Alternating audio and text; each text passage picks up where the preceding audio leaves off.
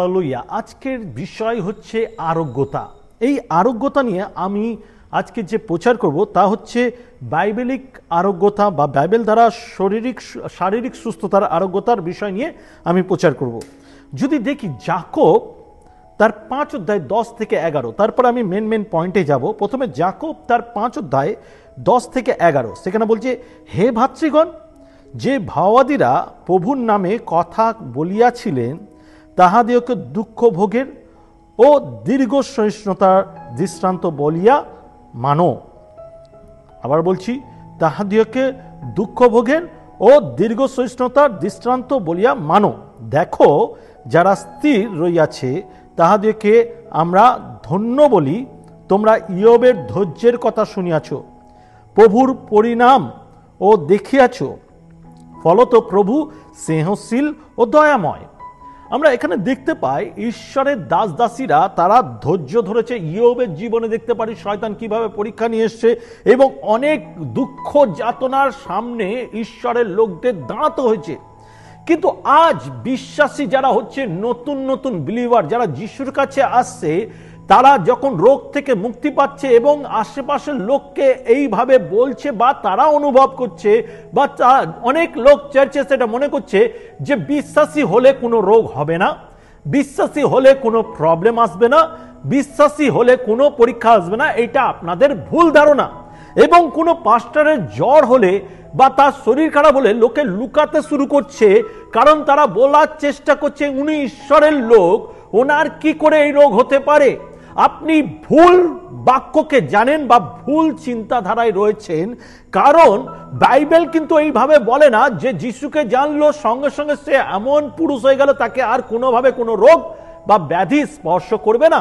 কিন্তু বাইবেল যদি আপনি পড়েন দেখবেন ঈশ্বরের দাসদের প্রতি অনেক রকম তাড়না, দুঃখ যাতনা এবং রোগ ব্যাধি উপস্থিত হয়েছিল। ইয়োব হচ্ছে সব থেকে বড় এক্সাম্পল। দানিয়েলকে অনেক পরীক্ষার সামনে হতে হয়েছে, এমনকি সিংহের গর্তে ফেলতে হয়েছিল, তাকে ফেলে দিয়েছিল। এবং ঈশ্বরের অনেক দাসদাসী এবং তাদের মধ্যে 12 শিষ্য রয়েছে এবং 120 জন যারা ছিল, তাদের জীবনে অনেক পরীক্ষা প্রবলেমকে আমরা দেখতে পাই।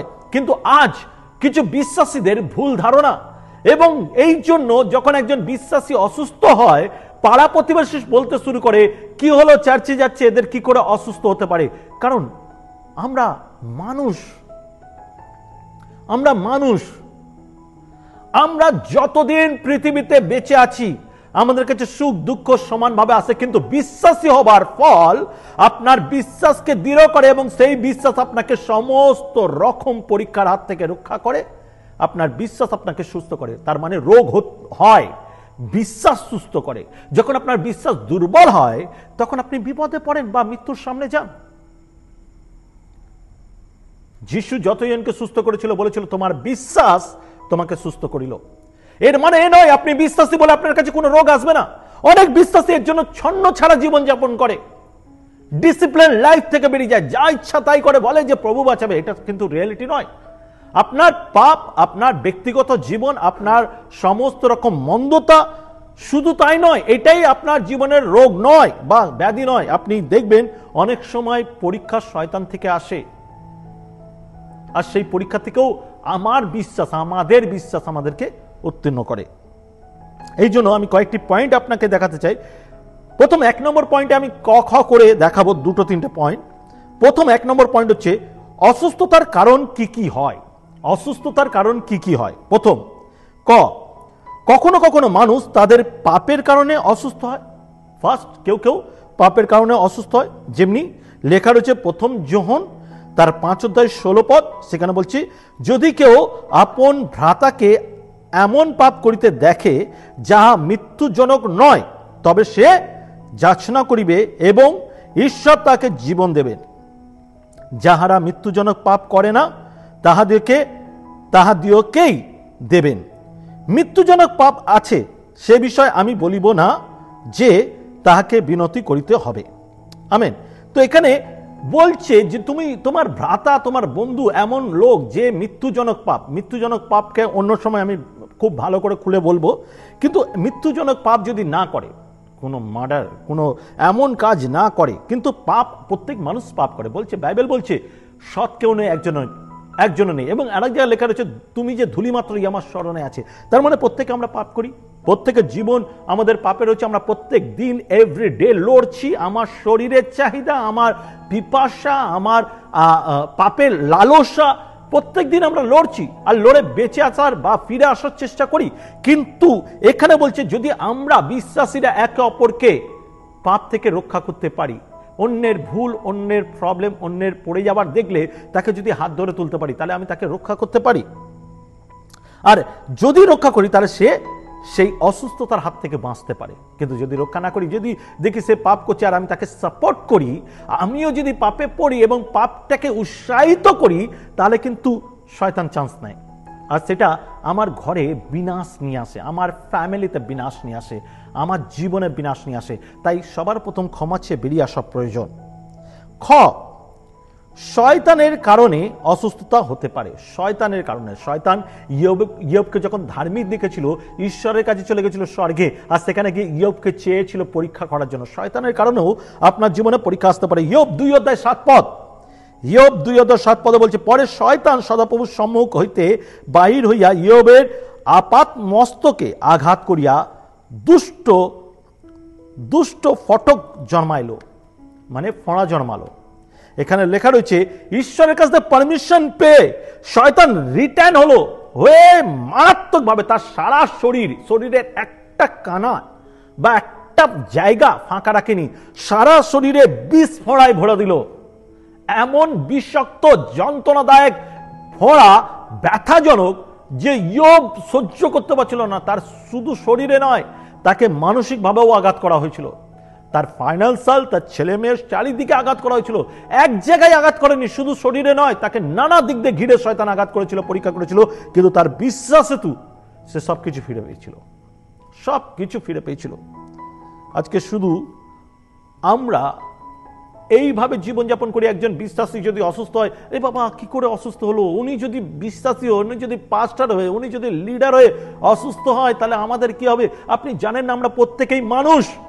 আমাদের প্রত্যেকের জীবনে, একজন বিশ্বাসীর জীবনে তো, একজন লিডারের জীবনে তো, একজন ভালো পাস্টারের জীবনে তো প্রতিনিয়ত শয়তান পরীক্ষা করে। যদি দেখি আমরা যিশু 40 দিন উপবাসে যখন ছিল, সব থেকে বেশি ওখানেই আমরা লক্ষ্য করতে পারি যে শয়তান তাকে পরীক্ষা করতে এসেছিল। যিশুকে ছাড়েনি ঈশ্বর পুত্র, আমাদের ছেড়ে দেবে? এই জন্য বলছে হুঙ্কারকারী সিংহের ন্যায় শয়তান কাউকে খুঁজছে। আমাদের বুঝতে হবে যে আমাদেরকে সুরক্ষিত থাকার জন্য সর্বদা ধার্মিকতা এবং ঈশ্বরের বাক্যের মধ্যে লিপ্ত থাকতে হবে, কারণ শয়তানকে হারাতে গেলে ঈশ্বরের বাক্যের প্রয়োজন। আমেন। প্রেরিত তার 10:38 প্রেরিত তার 10:38 ফলত নাজরেতে যিশুর কথা, কিরূপে ঈশ্বর তাহাকে পবিত্র আত্মায় ও পরাক্রমের অভিষেক করিয়াছিলেন, তিনি হিতকার্য করিয়া বেড়াতেন এবং দিয়াবল কর্তৃত্ব পীড়িত সকল লোকদিওকে সুস্থ করিতেন, কারণ ঈশ্বর তার সহবর্তী ছিলেন। এই একটা পাওয়ার যিশুর দ্বারা আমরা দেখতে পাই যে যত রকম শয়তানের পরিচর্যা, পরিকল্পনা এবং শয়তান যাদের পরীক্ষা করেছে, যিশু তাদেরকে উদ্ধার করত পবিত্র আত্মার পরিকল্পনার মাধ্যমে। আমরা প্রত্যেকেই বিপদে পড়তে পারি, কিন্তু পবিত্র আত্মা যখন আমাদের সঙ্গে রয়েছে, আমরা বেরিয়ে আসতেও পারি। আমাদের জীবনে অনেক পরীক্ষা আসবে, কিন্তু ফেথ এবং পবিত্র আত্মার পরিচর্যা এবং ঈশ্বরের বাক্য আপনাকে লড়ার শক্তি দেয়। বাক্য দিদার খড়গ, বাক্য দিদার খড়গ। আপনার কাছে বাক্য থাকা দরকার, যার জন্য যখন বিশ্বাসীরা ঈশ্বরের বাক্য জানে, সেই বাক্য দিয়ে শয়তানের বিরুদ্ধে লড়ে। আমেন। সেই জন্য যিশু এক্সাম্পল। যিশু কি করেছিল? নিজে পরীক্ষিত হয়েছিল, কিন্তু আরো যারা পরীক্ষায় পড়েছিল, শয়তান নানা রকম ব্যাধি, রোগ, শয়তানের পরিচর্যার মাধ্যমে অসুস্থতা দিয়েছিল, তাদেরকেও তিনি বাঁচিয়েছিলেন। আমেন। কেউ কেউ অসুস্থ হয় কারণ ঈশ্বর তা হতে দেন এবং তার একটি বিশেষ উদ্দেশ্য আছে। অনেক সময় ঈশ্বরের গৌরবের জন্য মানুষ অসুস্থ হয়, ঈশ্বরের গৌরবের জন্য মানুষ অসুস্থ হয়, যাতে সে ঈশ্বরের জন্য সাক্ষ্য দিতে পারে, টেস্টিমনি দিতে পারে। যদি 1 করিন্থীয় 12:7-9 দেখি, 1 করিন্থীয় 12:7-9, তার মানে ঈশ্বর যে রোগ দেয় তা নয়। অনেক সময় লোক অসুস্থ হয় শয়তানের মাধ্যমে, কিন্তু সেটা ঈশ্বরের গৌরবে পরিণত হয়। যদি দেখি, আর ওই প্রত্যাদেশের অতি মহত্ব হেতু আমি যেন অতিমাত্র দর্পণ না করি, এই কারণে আমার মাংসে একটা কণ্ঠক শয়তানের এক দূত আমাকে দত্ত হইল, যেন যে আমাকে মষ্টাঘাত করে, যেন আমি অতিমাত্র দর্পণ না করি। এই বিষয় লইয়া আমি প্রভুর কাছে 3 বার নিবেদন করিয়াছিলাম, যেন উহা আমাকে ছাড়িয়া যায়। আর তিনি আমাকে বলিয়াছিল, আমার অনুগ্রহ তোমার পক্ষে যথেষ্ট, কেননা আমার শক্তি দুর্বলতায় সিদ্ধ পায়। অতএব আমি বরং অতিশয় আনন্দের সহিত নানা দুর্বলতা শ্লাঘা করিব, যেন খ্রিস্টের শক্তি আমার উপরে অবস্থিত করে। আমেন। ঈশ্বরের দাস, এখানে ঈশ্বরের সেই যিশু শিষ্যদের মধ্যে একজন, সে বলছে তার জীবনে শয়তান যখন পরীক্ষা নিয়েছিল, লেখা রয়েছে শয়তান তাকে পরীক্ষা করেছিল। আর সেই পরীক্ষা, সেই বেদনা, সেই কাঁটার মতন যখন শয়তান তাকে বারবার মশরাঘাত করছে বা গাঁথাচ্ছে, তখন সে 3 বার ঈশ্বরের কাছে প্রার্থনা করে যে প্রভু এই কাঁটা আমার থেকে সরাও। আর ঈশ্বরের উত্তর আসে, আমার অনুগ্রহ তোমার জন্য যথেষ্ট। শুধু এখানেই শেষ নয়, তার পরের পয়েন্টটা খুব গুরুত্বপূর্ণ। প্রত্যেক বিশ্বাসীকে এটা নোট ডাউন করে রাখা উচিত এবং এটা জেনে রাখা উচিত। বলছে যখন তুমি দুর্বল হও তখন আমার কার্য তোমার জীবনে আরো মজবুত হয়। এখানে লেখা রয়েছে, আর অনুগ্রহ তোমার পক্ষে যথেষ্ট, কারণ আমার শক্তি দুর্বলতায় সিদ্ধ পায়। আমার শক্তি দুর্বলতায় সিদ্ধ পায়। যখন আমরা দুর্বল হই তখন ঈশ্বরের শক্তি আরো ডিপলি ভাবে আমাদেরকে মজবুত করে তোলে, আর শয়তান হারতে বাধ্য হয়। আমেন। এই বাক্যগুলো যারা জানে না তারা মশরাঘাত খায়। তারা দেখতে শুরু করে ঈশ্বরের লোকেরা অসুস্থ হচ্ছে, আর আমাকে কি বাঁচাবে। এক একজন আছে এমনি বলে, ও বাবা পাস্টারের অসুস্থ, সে আমার জন্য প্রার্থনা করবে। প্রত্যেকে পরীক্ষার সামনে দাঁড়াতে হয়, শয়তান পরীক্ষা করে, আর আমরা প্রত্যেকে বিশ্বাস দ্বারা বেরিয়ে আসতে পারবো। আমেন। বিশ্বাস দ্বারা বেরিয়ে আসতে পারবো। আমরা প্রত্যেকে যোদ্ধা, আমরা প্রত্যেকে সৈনিক। আর সৈনিক যখন যুদ্ধে যায় প্রত্যেকের উপরে অ্যাটাক হয়, আর প্রত্যেকে যতই অ্যাটাক হোক না কেন সবাই স্ট্রং হয়ে দাঁড়ায়, আবার যুদ্ধ করে। আমরা যোদ্ধা। আমেন। অসুস্থতার সময় ঈশ্বরের সন্তানদের জন্য 4টি প্রেমময় উদ্দেশ্য থাকতে পারে। এর মধ্যে রয়েছে প্রথম, 1 নম্বর, দুঃখ কষ্ট এবং অসুস্থতার মধ্যে দিয়ে শক্তি আসে। দুঃখ কষ্ট এবং অসুস্থতার মধ্যে দিয়ে শক্তি আসে। এইটা আপনি দেখতে পাবেন 2 করিন্থীয় তার 12 অধ্যায় 7 থেকে 9। 2 করিন্থীয় তার 12 অধ্যায় 7 থেকে 9। 2 নম্বর,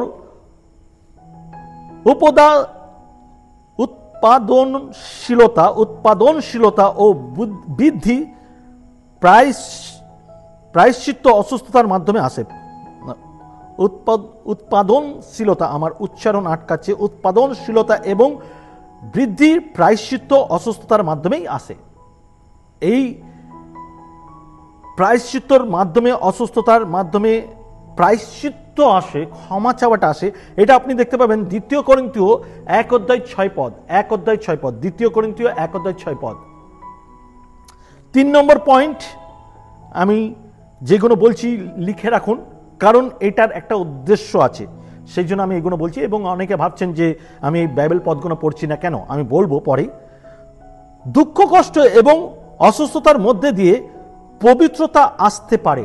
দুঃখ কষ্ট এবং অসুস্থতার মধ্যে দিয়ে আমাদের অপবিত্রতাকে সরিয়ে পবিত্রতা আসতে পারে।